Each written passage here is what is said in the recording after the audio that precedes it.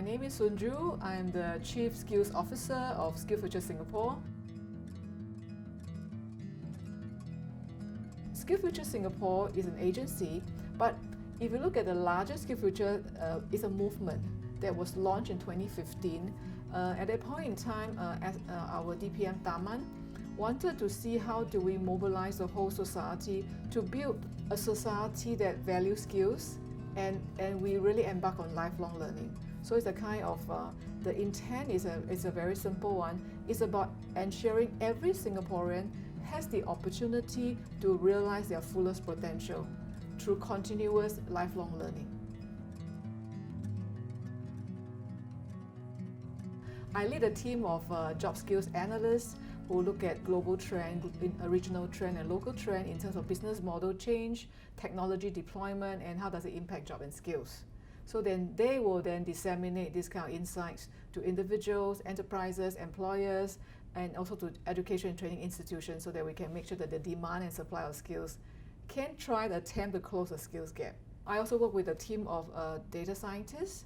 They look at data from job posting, from CV, to look in terms of using data to identify emerging skills. So that the two teams combined together will give us the kind of business side of the story and also the hard science, data science of the story to give us the kind of insights we need to identify emerging and future skills and in-demand skills of Singapore.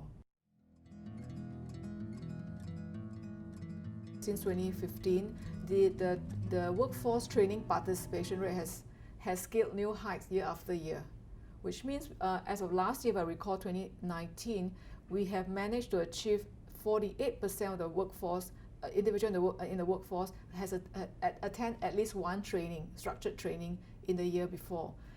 Compared to pre-SkillsFuture was like 32%. So 48, 32 we think is a good jump, but this is not where we want to land. We want to land higher. At least 60, 70% of the workforce are able to participate at all times. COVID was a major disruptions to our work plan internally. Suddenly everybody is going to war. I use the analogy going to war because suddenly there is a lot of lockdown. There's a couple of disruptions I can talk about. One is we were anticipating that because of the circuit breaker, training will be disrupted. You can't be doing face-to-face. We have to decide very quickly how are we going to turn over to say that we're going to immediately request all of you to support online learning. Yeah, so that was one of the biggest change for the whole education training industry. And I think it's very lucky that all this while we've been promoting since 2015 onwards about learning innovations, about going beyond just class face-to-face. So all this time of online learning has come into fruition that quite quickly we can pivot. And of course, today's technology is very easy to deploy. The only thing we want to make sure that is does every learner have access to internet, have access to devices that allow them to go online. So I think we are quite thankful in a way that most of our education and training providers were able to quickly put in place learner support system. From putting in place like learning assistance online, this is my mobile phone, call me if you need help, to really watching over everybody on the Zoom call and say that, is anybody look lost? Do I need to keep in contact with each other? And some even move a step ahead to send learning packages ahead of time by post to say you have some handouts on hand. And at the same time as you dial in, you can always flip through your handouts. And they even cut some big thumbs up, smiling faces kind of in the event that they don't know how to click the button. So I think a lot of this kind of initiative, we were very, very thankful that the whole CET community really come together to make it work. How do we quickly roll out courses to help incumbents in the workforce who need to reskill themselves during this COVID period? Because it's a very good opportunity when the business is down, they should start quickly acquiring new skill set to support the business. And also looking at other new courses we need to put in place in the event that some are displayed, they need to be able to tip over to new jobs. So these were things that keep us very, very busy over this period of time. Today, the ecosystem in terms of in purposeful learning that will lead to a eventual very good outcome for individual careers or very good outcome for businesses. This purposeful learning is more complex than before. What I say more complex than before is, number one, is that it is no longer about having a content, having a course, and expect your buyers, whether it's a corporate buyers or individual buyers, come and buy the course and that's it. I just deliver my content. It's not so simple after all. It is about what is the intent of the consumer who are buying this course. Be it individuals, be it enterprises. So you need to look beyond and say that, okay, I am going to help my consumer or my clients to achieve either a career outcome or a skills outcome or a future outcome that they want. Similarly for corporate clients, what exactly do they want? They typically, as an employer or corporation, they will send a staff for training. It is always about business outcome. So I think it's the need to understand the individual's needs on career, future prospect, better outcome, learning career outcome, and for enterprises has to be taken into consideration. So learning and performance has to be in one. So it is beyond a content, because content is free. Content means you can Google, you can YouTube, you can do many things. You can go to Quora to ask an expert exactly how do you do it, and if you sign up some subscription model, you can have all the content free of charge, that you can get any kind of thing from the most simple to the more in-depth content. So it's not about I think today the most challenging part for education and training industry is not content. It is first to really able to be user-centric and say what exactly is the outcome you want to achieve. Then the designing the kind of learning path for them to acquire the learning, experience the learning, and translate the learning into performance at workplaces. Today, there's a lot of technology-enabled tools. The technology-enabled tools can be auto-curation of content using AI. It's very easy now that you can draw a lot of content into one place for pre-curate for individuals. You can also allow people to create content online to share with each other. So this kind of authoring platform is also very important, because it means every expert, every practitioner can be a teacher, can be a facilitator. I think that part is very important, that kind of able to create content, sharing each other, the community-based learning is important. The other part that I thought the technology has enabled is also the assessment of skills. Individual may need to say that, hey, how far am I in this particular skills? Let's say if it's a programming language, it can be writing skills or filming skills. How good I am compared to others. So they want to be able to benchmark. So the kind of, and today we can see there are technology by company that I can sit down and just do some kind of answering questions, and they can basically assess where you are, and so that you know where are the gaps or where are the benchmark you want to benchmark, so that you can reskill yourself, upskill yourself to that level you want. Again, the corporation's needs and the individual's needs are quite different. So they may want to be able to see the return on investment. Yeah. So the kind of return on investment, what kind of dashboard can you display to your learners? Can you display to your corporate client that the kind of dashboard is, oh yeah, my workforce has scaled up in this area, or my skill stock or my corporation are in this area, or maybe I need this, who should I send for this kind of training? So I think that kind of technology has enabled all this. So it required a whole ecosystem coming together and say that, how do we pull all this in together to make it user-friendly? Instead of everybody doing one bit of this, doing one bit of that, it doesn't gel. So today I would easily say that the learning management system of the yesteryear is no longer adequate, because the typical learning management system is designed for administrator to administer resources, deploy content out, monitor learner, and then deploy a trainer, deploy a facilitator. I think that alone is definitely is inadequate. So I think we need to bring together all this, if you call it learning technology alliance in that format, I think it will be very helpful to help people navigate their career, their lifelong learning, navigate a corporation want to navigate their changing of skills profile of their staff because their operating model are changing, or navigating what kind of new skill set they need because their whole company is going into a new line of business. I think that will be quite helpful for them. Firstly, I must caveat, or at least this is my personal view, is that we can never close skills gap because we are chasing after something that's evolving all the time. And the market changed very rapidly. The private sector, the industry is running very fast ahead with all their technology. You can see that they are releasing new applications, new kind of tools, new kind of software all the time. So we'll always be chasing. I think the only way for us to do so is how do we attempt to, number one, are we able to anticipate? So that's where deployment of data will help a country, a nation like ourselves, and which is what SkillsFuture Singapore is trying to do. We use big data to understand is there a kind of trend is coming. For example, are we able to identify the kind of technology trend that's going to globally sweeping a lot of industry? We try to do it ahead of time. I try to say we try to do it ahead of time. If we can do it in an anticipatory manner, it will close the skill gap faster. Yeah. So far from what my standpoint is, in Singapore we can close the skill gap pretty fast. Typically in 2 years we can see the skills gap closing very quickly. I think that the issue is how fast can the people on the ground run as fast as they can to catch up with the skills that they need for their own jobs. I think that kind of individual sensing is very important.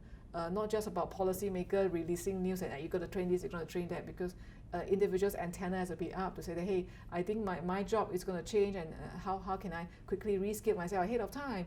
This will be in demand, so I think that's quite quickly. Education and training industry, they are also making a lot of changes.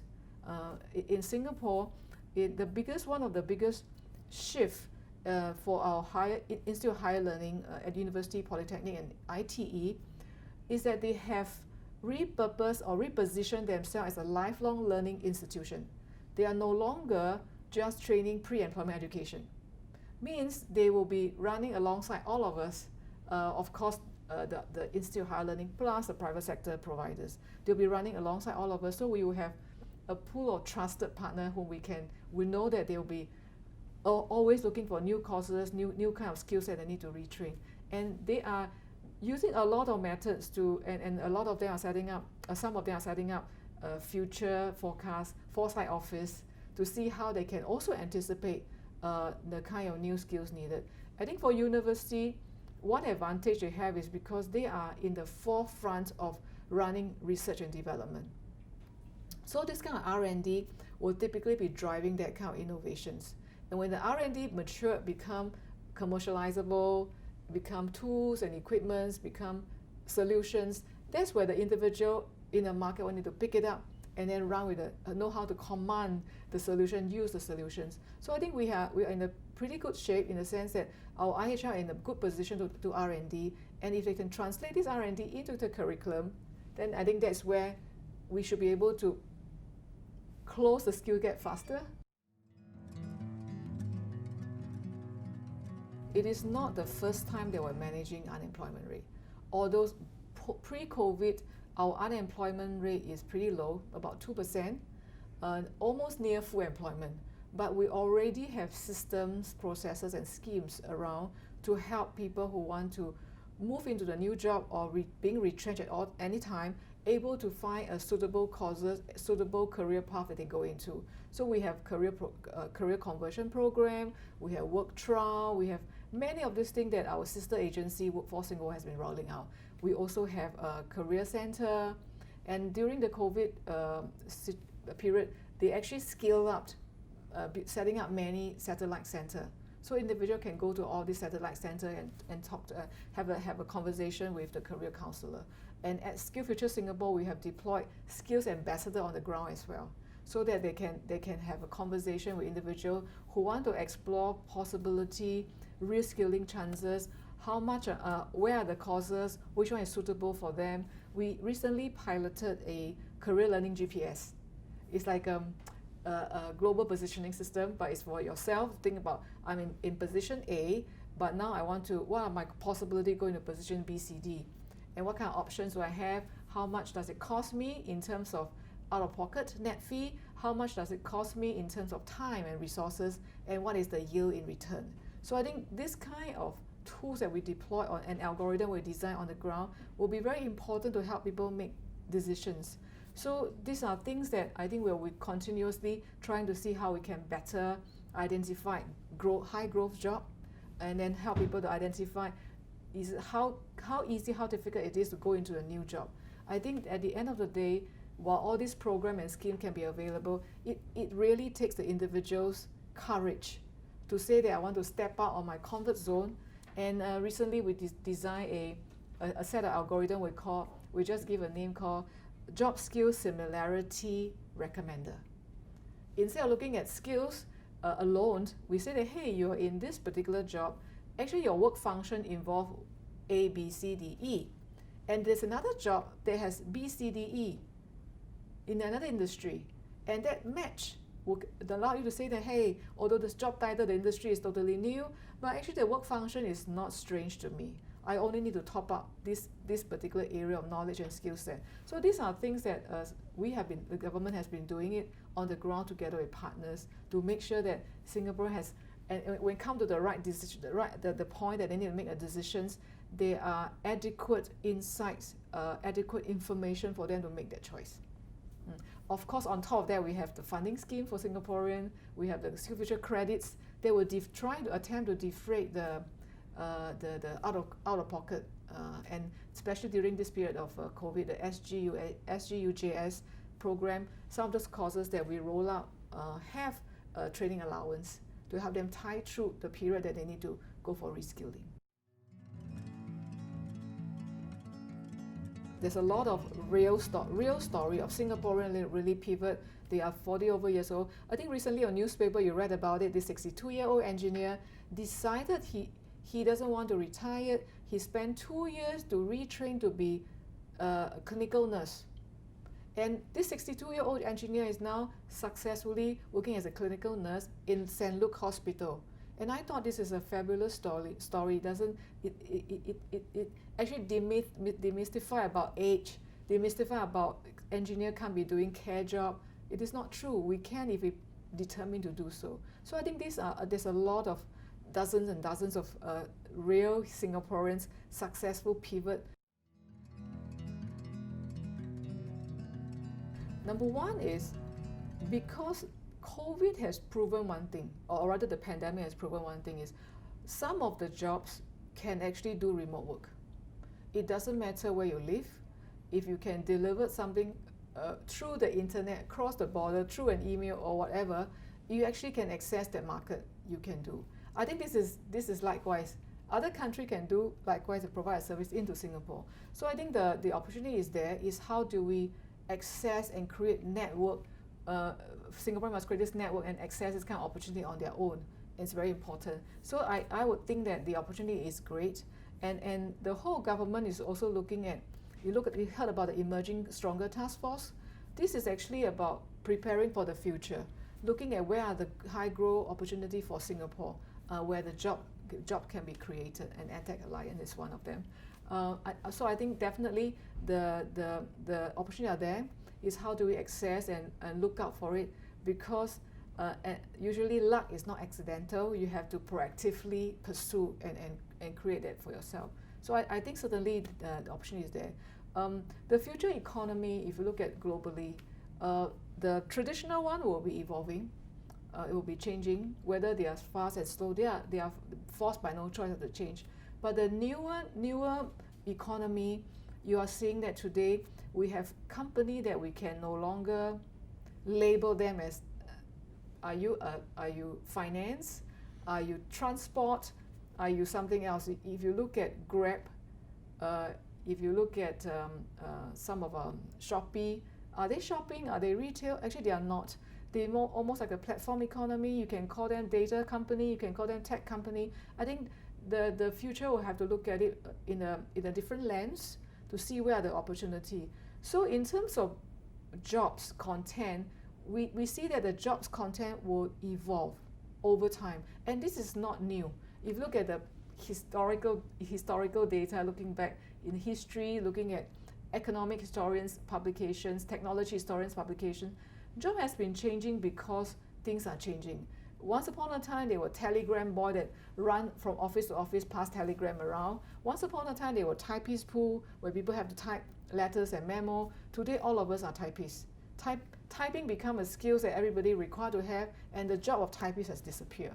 So I think this will continue to change, and I would say that the job content of the moving forward in the future is all of us in every job role were required to work with machines.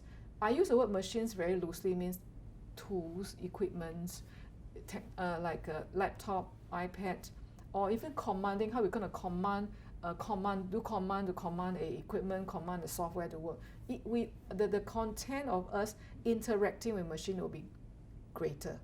So we are almost like, I'm a journalist, technologist.